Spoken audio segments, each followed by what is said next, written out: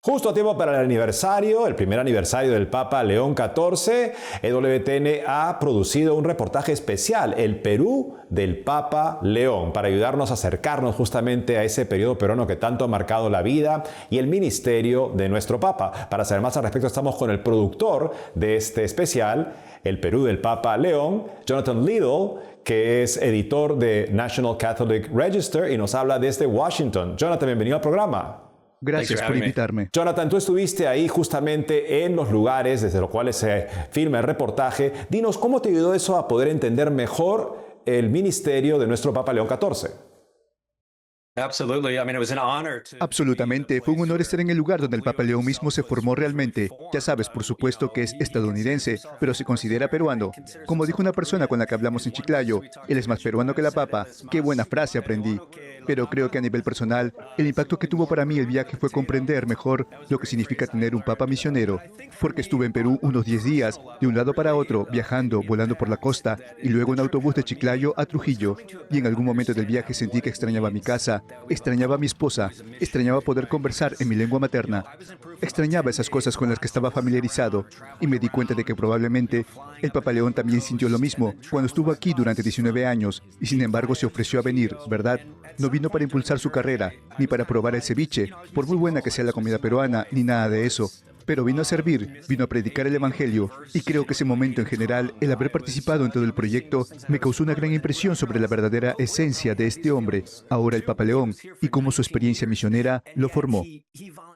Sabemos que el Papa, Robert Prevost, cuando llegó al Perú justamente para ser obispo, él quiso pasar una vigilia de oración en el lugar donde murió Santo Toribio de Mogrovejo, el gran evangelizador, primer gran evangelizador de estas tierras.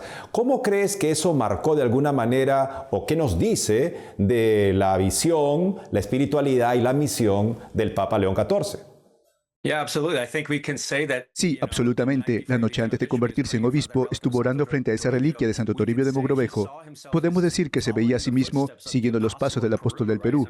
Es decir, Santo Toribio fue un misionero que vino de España en el siglo XVI, realmente conocido por su amor y su cercanía al pueblo peruano, defendiendo sus derechos contra la explotación de algunos españoles, traduciendo el catecismo al quechua y otros idiomas. Así pues, quiero decir que el obispo Robert Prevost, justo antes de ser ordenado obispo, acude al santo patrón de todos los obispos latinoamericanos y le pide su intercesión. Lo considera un modelo a seguir. Y como hemos escuchado de varias personas en Perú, Santo Toribio no solo fue un intercesor, sino también un modelo para el Papa León durante su episcopado en Chiclayo.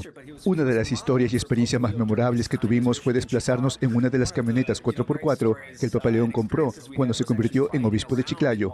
Lo compró precisamente para poder salir y estar con su gente en los alrededores de Chiclayo, pero también en zonas más remotas de la Sierra Andina, de difícil acceso.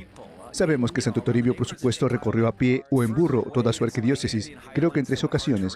Y ese deseo de estar cerca de la gente, de compartir el Evangelio con ellos por cualquier medio, por difícil que fuera, era algo que claramente animaba al Papa León. Y el hecho de que, por supuesto, cuando los obispos peruanos lo visitaron a principios de 2026 en Roma, citó a Santo Toribio y dijo: él sigue siendo el modelo para todos ustedes hoy. Y dijo: espero que lo que se dijo de Santo Toribio se pueda decir de cada uno de nosotros, que estuviste tan cerca de la gente, que cada uno te consideraba como un padre. Así que es un testimonio inspirador y algo que creo sigue inspirando al Papa hoy. ¿Qué testimonios de las personas te impactaron particularmente sobre León XIV? La iglesia ahora mismo está muy dividida en muchos sentidos. Tenemos todas estas etiquetas, tradicional versus progresista y todo ese tipo de cosas. Y lo que me impactó fue que el Papa León y la impresión que me dejaron estos testimonios parecía trascender esas etiquetas. Era un hombre cuyo corazón estaba en el Evangelio y, por supuesto, había una cercanía con la gente pobre, un énfasis en la caridad, al mismo tiempo un gran amor por la liturgia y asegurar que la liturgia se celebrara según las indicaciones de la Iglesia Universal. Un sacerdote en Chiclayo me contó que una vez el obispo Prevost le dijo: cuando escuches confesiones, tienes que llevar la estola y el alba. Tenemos que llevar las vestiduras litúrgicas adecuadas.